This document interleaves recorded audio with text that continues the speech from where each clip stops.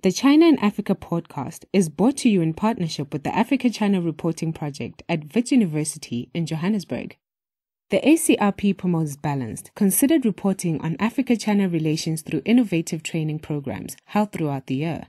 More information at africachinareporting.co.za.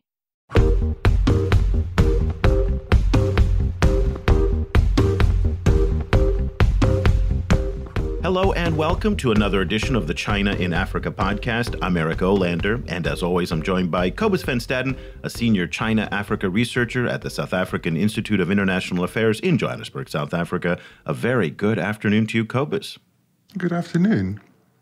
Cobus, today we're going to step back from the week-to-week analysis that we normally do on topical issues, whether it's about the environment or geopolitics, and we're going to take a much larger view of the China-Africa relationship and look at the question of trust. And trust is an interesting concept in geopolitics because without trust, there really is nothing. And I mean nothing. And it's a topic that I've been thinking about a lot lately in looking at the U.S.-China relationship and trying to explain to Chinese students and faculty and other people here that in the United States, there has been a dissolution of all trust in the Chinese and across every level of society.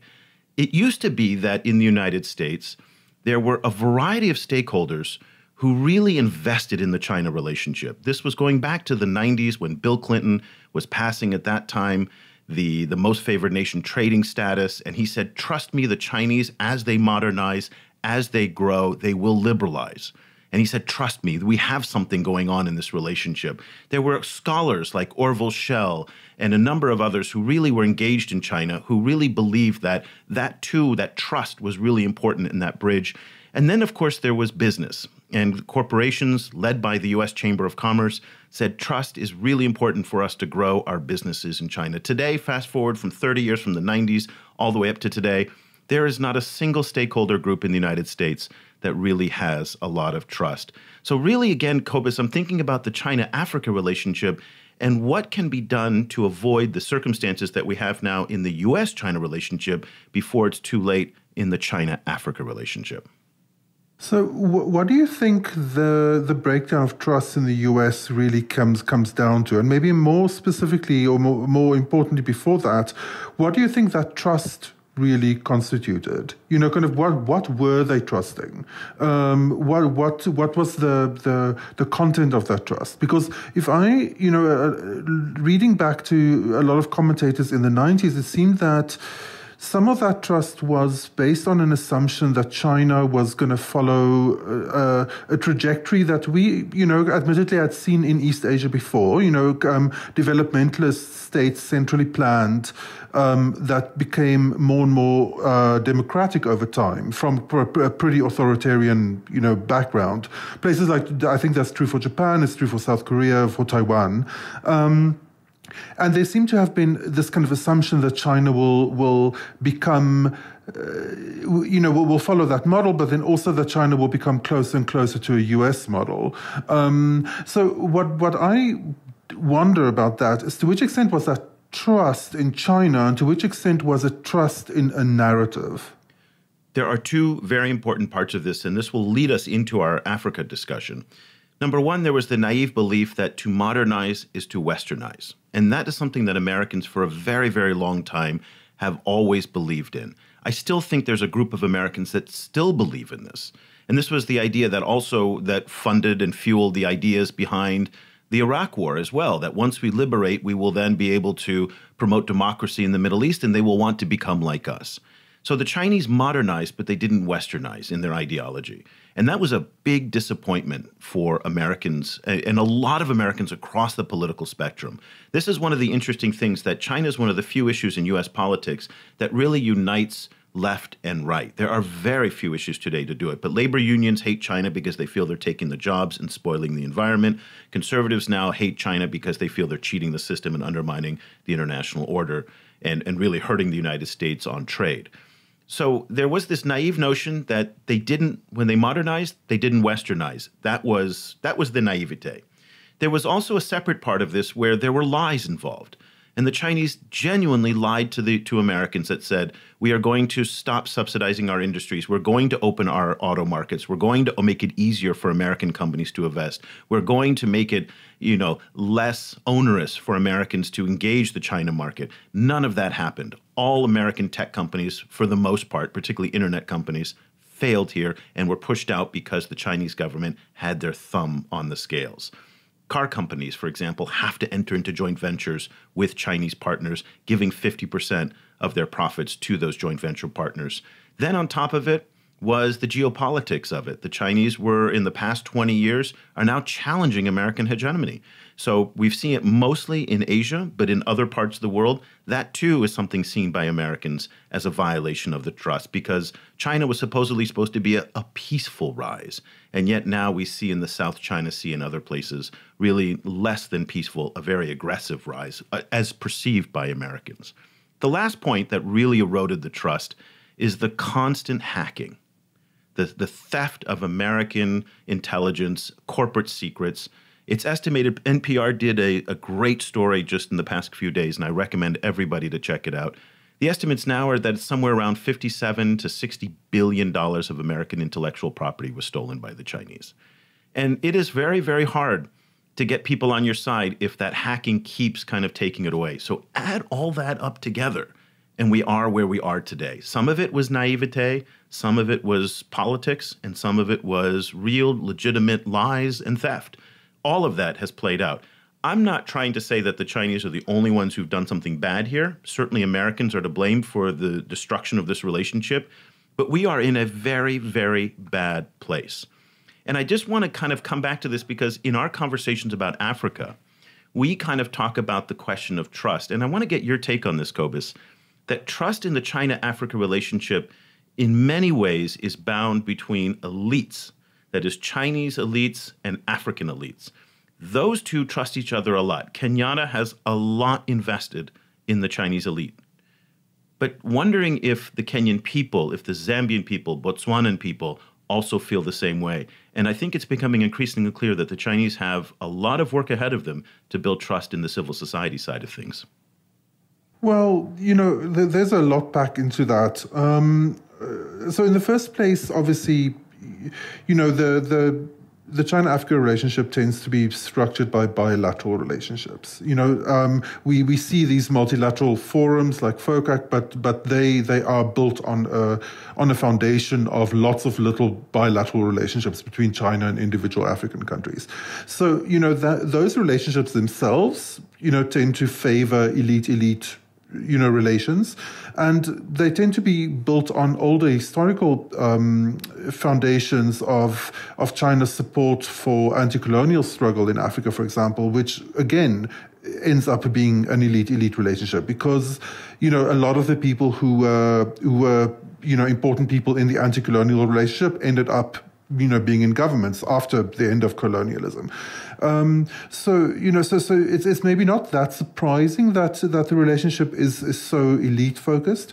I think where the problem comes is that there is not the easiest relationship between elites and populations in Africa. And I think frequently China has stumbled into, has fallen into problems occasionally in Africa through simply assuming that if an elite is on board with something, that means that a local population is on board as well.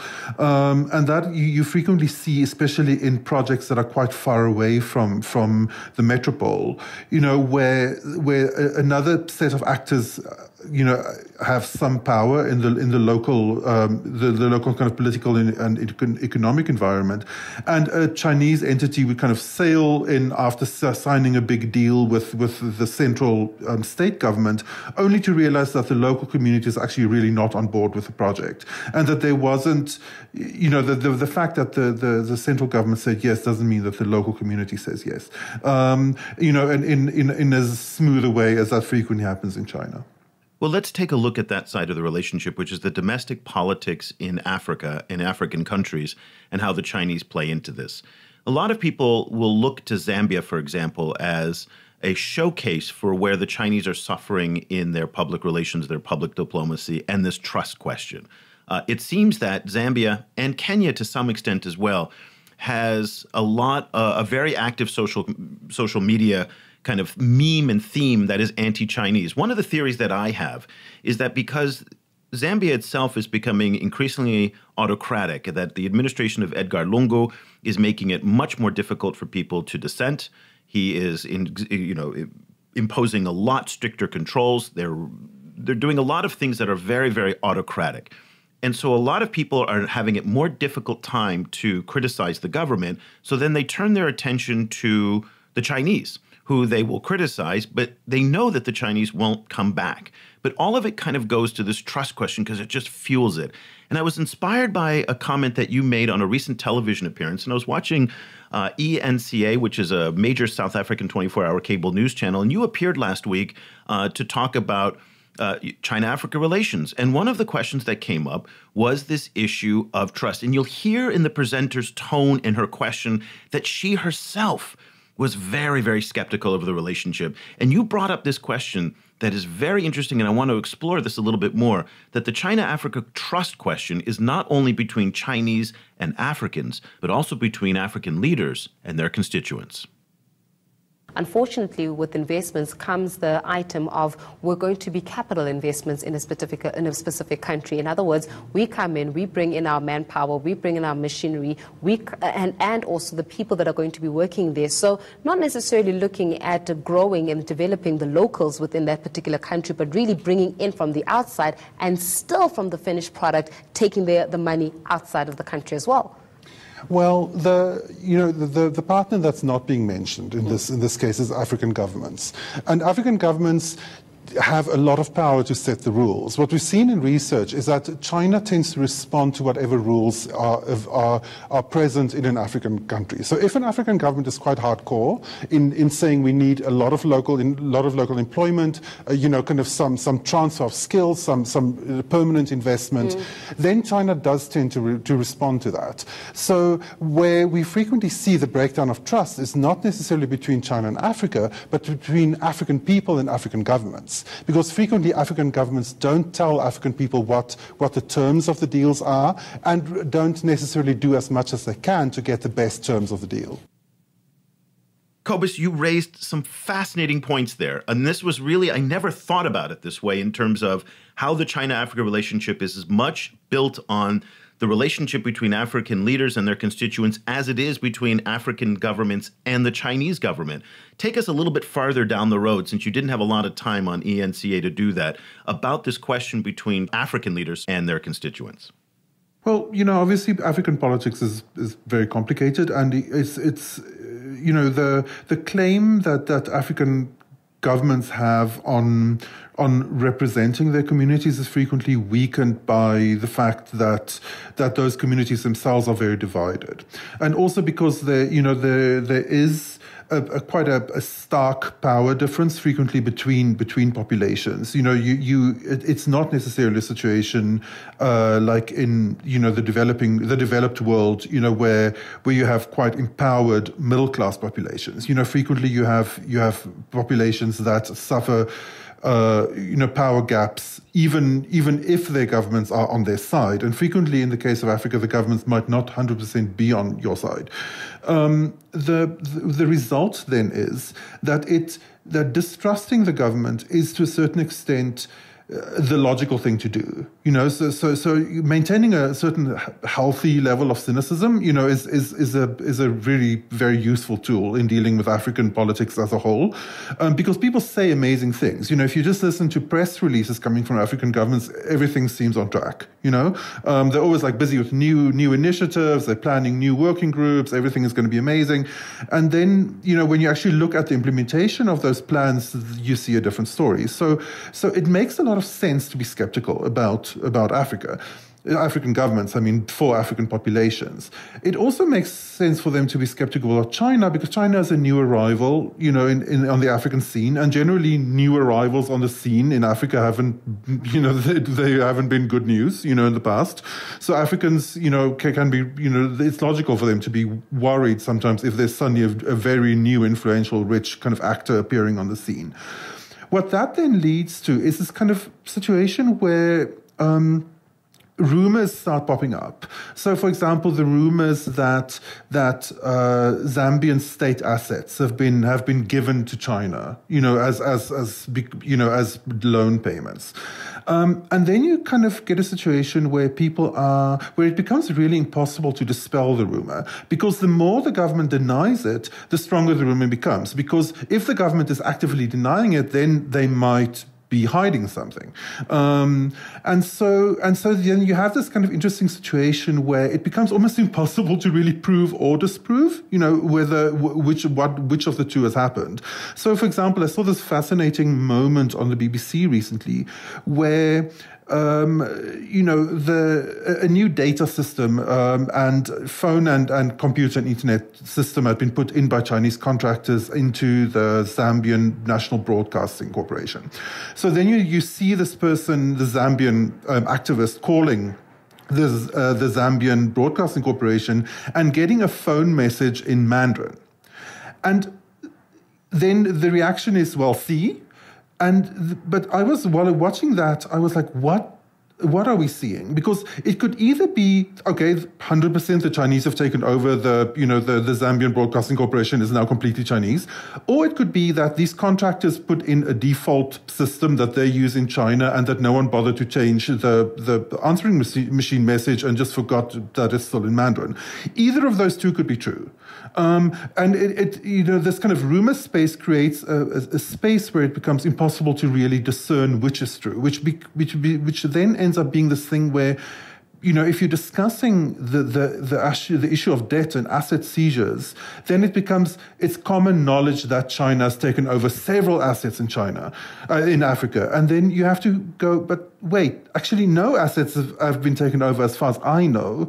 And then it's rinse and repeat, you never kind of get to a space of fact. It always remains stuck in the space of rumor. So this question of transparency, which is what you're talking about in many respects, because one of the big problems in this relationship is that people complain about the Chinese side being so opaque and people don't know about the deals. They don't know about what's being done, how much the money is, where's it going, and all of this. But there's the other side of it, which is the African side. I mean, it takes two to tangle here. And I'm just trying to understand, why is it that the African sides, when they're negotiating with the Chinese, don't insist on more transparency and say, listen, if you're coming into our country and you're going to do business this way, we have an obligation to our people to reveal to them what the consequences are of this relationship in order to build trust and legitimacy for the African stakeholders. But that doesn't seem to be happening, does it? Well, Deborah Broughtingham has recently published a great article in, where was it? Is it American Interest? I can't remember. I think American Interest, I forget where it was, but it was a great article, no doubt, and we'll put a link to it in the show notes. Anyway, where she makes the point that, frequently in these project negotiations, you have local governments negotiating with Chinese companies. And so you have, you're coming in a situation that is tailor-made for proxy, politics and particularly for certain kinds of local corruption. There's incentives there from the companies and from the governments to boost the price. Because there could be like neat little payoffs to the side, kind of to grease the wheels, and it can also, and that works great for the company as well. A higher bill works wonderfully for the company. So both sides have interest in keeping it less transparent. Because making it very transparent could be quite embarrassing. Kind of if it turns out that certain kind of parts of the deal were weighted in order to buy local compliance, for example. So I think one needs to be a little bit cynical there and say that I think African governments frequently have very, very real reasons for not keeping these things transparent, and that kind of earning public trust isn't necessarily the highest on their priorities. Support for this podcast comes from the Africa-China Reporting Project at Wits University School of Journalism in Johannesburg. The ACRP provides reporting grants, workshops, and other professional development opportunities for both African and Chinese journalists. Follow the ACRP on Twitter at Wits China Africa or visit africachinareporting.co.za for information about grants and upcoming seminars. Well, let's now look at it from the Chinese side. And it's very interesting because this past week, there was an article that ran in the Times of London newspaper, which said that the Chinese are now going to be reaching out to the UK aid agency and development agency DFID, and they're going to be working because they recognize they need to kind of change the way that they do lending practices in the developing world, particularly places like Africa. I'm a little bit skeptical of that article because A, it's a single source article, B, it never had any Chinese sources in it commenting on their point of view, and it really reflects the ambition of the West, and not just the West, but international institutions and even the Japanese, to want the Chinese to be able to be more transparent. And again, they want to see what's going on in these loans. They really want to see it. And it's not just in the development space. This is also what the United States is pounding on the Chinese about Huawei and also some of the other kind of funding of state industries in China, which again, opacity here in China is just the nature of what it is. I mean, everything is like this. So I don't really see the Chinese changing anytime soon in terms of their behavior and really opening up to accommodate to Western standards of transparency. I also think in the current political climate, if Chinese acquiesce to Western demands to become more transparent, it could be construed as really weakness, that giving in to Western demands. And we are in a very contentious period of history right now where I don't see a leader like Xi Jinping really trying to accommodate someone like Donald Trump or the World Bank or the IMF in that sense, because I think he has an obligation to his stakeholders to become and position himself as a very, very strong kind of, uncompromising leader in that sense. So I think we're at a standoff here, but the consequences for the Chinese, going back to what we talked about with the Americans, right now in Africa, they have the trust of leaders. I am not so sure that they have the trust of African people. Despite the investments that they've made in soft power, despite the amount of money they've put in aid, they have been absolutely abysmal in communicating all of the good things that they have done to build a story of trust. I know it's really starting to get under their skin. They want to be able to develop this trust with civil society groups, with the average person in pop culture. I've talked to people here off the record, of course, never on the record, and they really do want that, but they are just so terrible at it, and they have a system that really doesn't make it easy for them to be trustworthy because, again, there is no transparency in the relationship. But I think we're going to approach a crossroads, maybe not today, but in 2 to 3 years, because if the political relationship with African leaders like Kenyatta starts to suffer, and what it means is that if Kenyatta starts to pay a price that is too high domestically for his relationship with China, if he becomes vulnerable to opposition parties and opposition leaders because of his closeness with China, he may end up turning on China as well because China becomes a liability more than an asset. And at that point, we may be in a situation where China doesn't have anywhere to go. Yes, no, I can definitely see what you mean. In the first place, before getting to that, I just need to just table a basic thing that I think is really important to kind of push back against this very default idea that we have in discussions of China-Africa relations, that the West necessarily presents a unified kind of front against corruption. A recent OECD report has shown that only 4 OECD countries actually actively enforce their anti-corruption legislation in relation to their companies' foreign dealings. So those are, those are 4 rich countries, but they're certainly not the whole block. And I think in many cases, not only is the legislation not enforced, there might not be even such amazing legislation in place, and frequently the data is very lacking. So I read a very interesting World Bank self-critique where they made the point that up to deep into the 90s, not only did the World Bank not enforce any anti-corruption measures, but they had zero data on what even constituted corruption in their own deals through decades and decades of work in the global south. So, even in cases where there is strong anti-corruption legislation in place and it is being enforced, that only happened through kicking and screaming by civil society within those countries, and a lot of it is relatively recent. So the idea that the West has been this like a champion, knight on the horse fighting corruption in the global south is nonsense. Let me just pick up on that. While we're on that, let me just pick up on that, because the way that the United States is leading the charge against China, not just in Africa, but around the world, is to present itself as exactly that, Cobus, what you're saying, as the paragon of trust. You cannot trust the Chinese. You can trust us. I just wrote an essay this past week on the Overseas Private Investment Corporation, how they are positioning themselves as the We're Not China Development Finance Agency. It's on LinkedIn if you want to read it.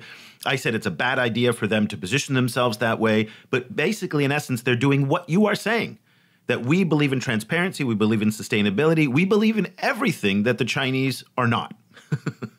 Now, let's not underestimate the power of the United States here, because someone like U.S. Secretary of State Mike Pompeo has a very big megaphone, and he is using that megaphone at every opportunity to really try and erode trust between not just Africans and Chinese, but again, in this case, between South Americans and Chinese. Last week, he was in Chile speaking to a group in Santiago, and I have a piece of sound here that I want you to listen to from a speech that he gave. And the themes that he's raised in Santiago talking to South Americans are identical to the themes that he's raised in Africa, but all of it goes to this question of trust. If you've been listening recently, you've watched the Trump administration speak quite a bit about the risks that China presents. Make no mistake, China is an important trade partner for Chile, for the United States as well. President Trump's been working hard to make sure our trade with China is fair and reciprocal. But you should know there is a problem. The problem, though, is when China does business in places like Latin America, it often injects corrosive capital into the economic bloodstream, giving life to corruption and eroding good governance. The strategy of China is clear. They take economic control of countries. China, Russia, they're showing up at the doorstep. But once they enter the house, we know the debt traps, they will use debt traps, they will disregard rules, and they will spread disorder in your home. Thankfully, you all, South America, is not buying it. You should know that the United States will stand behind you. I mean, Cobus, Secretary Pompeo did not mince words there. Corrosive capital, corruption, debt traps. And I believe that those words filter into the body politic. They filter into the news coverage. The debt trap narrative, of course, is something that is aggressively promoted by the United States. Deborah Browdegum in this essay, to me, was a seminal essay because she really challenged it in many, many ways. 3,000 projects that the Chinese have funded worldwide under the Belt and Road Initiative, and there is yet a single example of a national asset seizure except Habandota, which she then goes into detail to talk about how that was not a seizure. But yet the Americans push it so hard. And yet, and this is, to me, I think this gets into people's minds, and it's just something, it just goes. And journalists take it on stock value. I can't believe that the news coverage has not evolved beyond where it was 10 years ago on these issues. And I think it's in part because of the American campaign, which is incredibly effective, and the Chinese simply are not answering it. Yeah, I mean, and so, obviously the American government is free to, to present its view of this relationship. It's right. I think, however, that, in a space in the China-Africa relationship where it makes a lot of sense to be cynical about what African governments say, and then because African governments are working so closely with China, it makes sense to be cynical about what China says as well. In that space, frequently then, the debt trap narrative comes off as, this is a necessary, hard-nosed corrective to all of this kind of win-win rhetoric, And I think people need to be clear that we're not talking about one ideologically corrupted viewpoint, which is then corrected by like hard facts. You're talking about two ideologically driven ways of talking about the relationship. Both of those, there are clear stakes involved for the actors who are pushing that narrative. And in the case of the way that the debt is discussed in Africa, frequently those stakes are on the ground in Africa too. So it's not a surprise that some of the harshest criticism coming out of Africa against China and against government's relationship with China is coming from opposition parties. Because of course it is. It's, they have the most to win from critiquing this relationship. Once they're in power, as we saw with Michael Sata in Zambia years ago, then of course the tune changes, because then they're suddenly on the hook for the development of the nation. And if you're talking about the development of the nation, then you're talking about like billions that need to be invested into ports and in road networks and rail networks. And then it becomes a real question of who is able to do that on the international stage. And that changes the relationship with China a lot, because they are one of the few people who are willing and able to actually do that for Africa. And that kind of like dollars and cents kind of realization ends up, I think, really supporting the relationship. So in terms of Kenyatta losing trust with China, maybe trust isn't really the only issue involved. The other issue involved is this very hard calculus about who can pay for these development goals that these governments have to sign up to in order to be elected. But I get that. You and I understand that. We kind of draw the lines between the fact that these are cold, rational, strategic decisions about tapping capital that if the Chinese do not provide, it's not available anywhere else at the prices that the Chinese are offering. Okay? I mean, people pretend oftentimes as if there's a choice. And people like Kenyatta simply cannot go onto the global capital markets and get 2% loans for the most part. Some people say they can, some people say they can't, but they're not creditworthy countries that can borrow like the United States or the United Kingdom. I saw a statistic a couple weeks ago that Zambia pays almost 10 to 11% interest on its loans, and the UK pays 2%. I mean, that is the inequity in the global finance system. Keep in mind that for all of the talk about debt trap and the danger of Chinese debt, the danger of debt distress in Africa is very real. But you have to keep in mind that still the majority of African debt now is to private sector lenders. That's right. So going out on the to the international market to look for loans, that might be more of a problem actually than Chinese debt, just simply financially. But this is what annoys me about what's going on. And again, I say this, people may interpret what I'm saying as somehow defending the Chinese.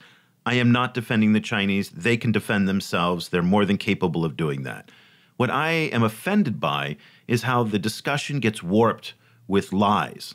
And the lies we're talking about here is that when we talk about the actual money paid out to creditors, 55%, according to the Jubilee Foundation, the Jubilee Fund, 55%, Jubilee Debt Campaign, that's what it's called. 55% of all the interest in Africa goes to private creditors. Only 17% goes to the Chinese. We're talking 3 times as much. And so, again, there's a failure in trust here. And going back to your point that you talked about with ENCA, which is African leaders are not making the case to their own people about why this is important. You and I make the connection. We understand why they're doing it. But clearly, a lot of people in Africa do not understand. Clearly, a lot of people in China do not understand, which is why the Chinese government had to censor the debates over FOCAC after the FOCAC last year, because a lot of people here in China think that the $60 billion is charity, giving it away. They don't understand that it's loans. So we have a failure and a breakdown of trust now in almost every aspect of this relationship except the elite to elite. And I feel that that's hanging by a thread in some countries where they're going to face a lot of domestic political pressure in Africa when elections come up to really account for this rising debt that the Chinese are being blamed for, justifiably or not. So trust really is the glue that's holding this together. And I'm worried that African leaders are not being truthful with their people. The Chinese are not being truthful with their people. Chinese are not being truthful with the rest of the world. And African leaders are not being truthful with the rest of the world. And certainly the West, led by people like Mike Pompeo, are definitely not being true when they're promoting a lot of this hostility, which is not grounded in fact. Yeah, no, I completely share that concern. I mean, one maybe slightly more optimistic view of looking at it is that in some cases, the breakdown of a relationship might not be the end of the relationship as a whole. So for example, I don't know if you saw, like recently there was this interesting case in Malaysia where, Malaysia has become famous for being one of the governments that cancelled BRI deals. There was I think a rail installation that... It was a $20 billion, it was a massive rail package that Mahathir Mohamad canceled when he came into office because he felt that it was not financed well. And then now it turns out, well, lo and behold, it's been renegotiated. They renegotiated. And Mahathir then even said something else very interesting. He said, if he has to choose between the United States and China, he's going to choose China. I mean, he came out very, very clear in a South China Morning Post interview on that. So that was fascinating. Yeah, and I mean, the deal wasn't just renegotiated, it was shaved by a third. The cost was lowered by a third. So I think that's a significant victory. It's definitely a significant victory for the Malaysian people. So I think there is the potential that if these deals kind of get mauled by local politics, that it might end up creating better deals.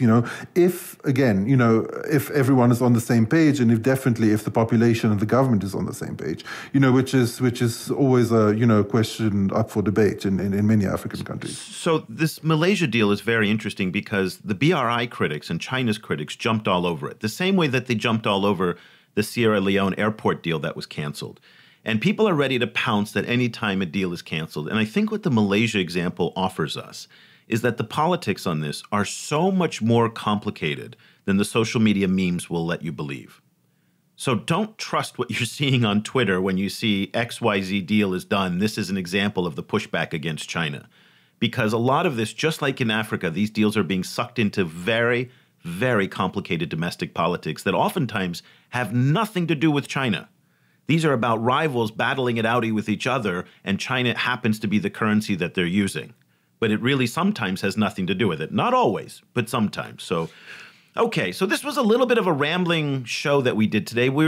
Again, it's a complicated issue on this question of trust. It's something that we've been thinking about in the context of the U.S.-China relationship and China's increasing difficulties that it's facing in many parts of the world where people are demanding more transparency, more accountability, and the Chinese are struggling to provide answers for that. I mean, really, really struggling. It doesn't seem like the Chinese are making a dramatic shift in their approach to become more transparent and to accommodate these requests. And one has to wonder that if we look down the road in 2, 3, 4 years, if there isn't an evolution of the Chinese communication strategy and the approach that the Chinese are taking with Belt and Road issues, with the big loans, with the rising debt crisis in some African countries, will the trust erode at the political leadership level, not just at the civil society level, where it already seems that they're facing some difficulties and some headwinds? We would love to hear what you think about this issue. It's a complicated issue. Cobus and I were a little bit all over the map, but I found that Cobus's point was the most salient, and this is the one I want to leave you with, which is that when we look at trust in the China-Africa relationship, don't only look at the China and the African side, but also look at African leaders and their people. There's a trust deficit that's there as well, and that plays into it. So that'll do it for this edition of the China in Africa podcast. Cobus and I will be back again next week with another episode. We'll be back to our normal format with a guest. We wanted to take a break, mix it up this week. Let us know what you think. We're answering emails now almost within 24 hours. So if you'd like to kind of send us a note, tell us what you think, engage our discussion here and kind of take it to us on email, we'd love to hear that, especially criticisms. We do like to hear what the critics think. Cobus, you can reach him at cobus@chinaafricaproject.com, and you can reach me at Eric, ERIC, at chinaafricaproject.com. And of course, you can also find us all over social media, which will leave you that information at the end of the show. So until next week, we'll be back again with another show. Thanks so much for listening. The discussion continues online. Head over to facebook.com/ChinaAfricaProject to share your thoughts on today's show. The guys are also on Twitter, where you can find Cobus at Stadinsky or Eric at eOlander. And be sure to sign up for the weekly China in Africa email newsletter by going to www.chinaafricaproject.com.